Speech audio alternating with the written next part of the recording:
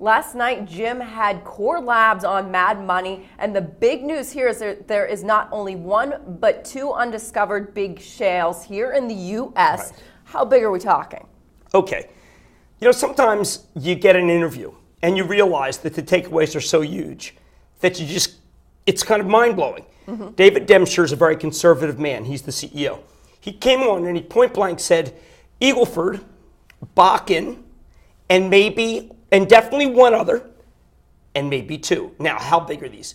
Mark Papa, the CEO of EOG, has said that Eagleford's as big as is a Saudi Arabian-like field. It means everywhere you put a drill bit, you find stuff. Bakken has already been considered to be as big as Prudhoe Bay, the 1960s find. That was the largest we've had. This is the largest find in 50 years.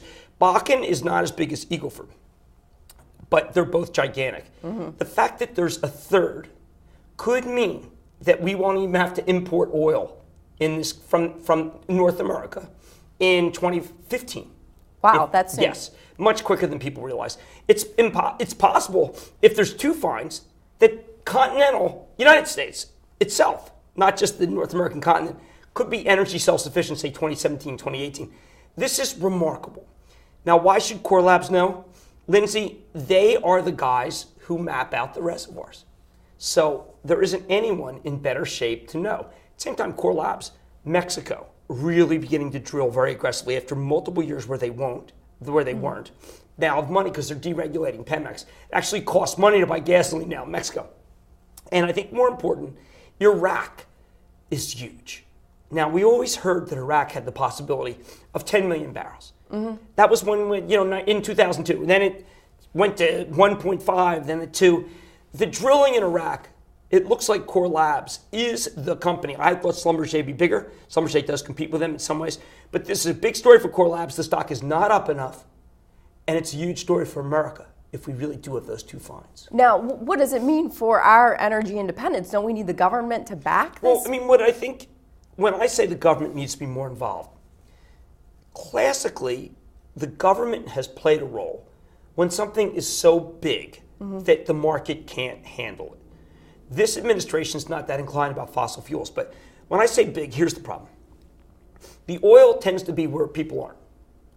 The infrastructure needs to be built up around the oil in order, and these are multi-year fields, in order to get all the oil we need. Jobs are here, and the oil's here. And the oil needs pipelines, okay? And you can say, well, listen, Jim, the oil's gonna run out one day, you shouldn't move all those houses. But we need pipelines to go where the refineries are. Mm-hmm. If not, we're gonna do it with rail. We need rail line laid. We have a major shift going on where we can become energy self-sufficient, meaning our balance of payments is going to be much better. Our defense budget can go down. So we have really a virtuous cycle going on where we're able to create more jobs. We'll be able to, and these are unskilled jobs, which is terrific. We'll be able to become energy self-sufficient. And the government has to try to figure out how to make this happen faster. Maybe you say, okay, look, all federal trucks have to run on nat gas by 2016. That would be something that would do it. I spoke with Ford the other day, with Al Mulally, the CEO. They're not even building any nat gas trucks. They're just not. There's a smattering. They have kits. Why is that? Because there isn't enough infrastructure for nat gas, and there aren't enough vehicles for nat gas. This is chicken and egg. The government has to be the chicken. And the government's inability to recognize that this is a national issue is keeping us from becoming energy self-sufficient and bountiful. It has to be the government because the market is too small to handle it, believe it or not. Yeah, and just as far as stocks go, Core Labs clearly a winner here. Schlumberger. Who else? Schlumberger. Yeah, because of the Mexican in Iraq. Mm-hmm.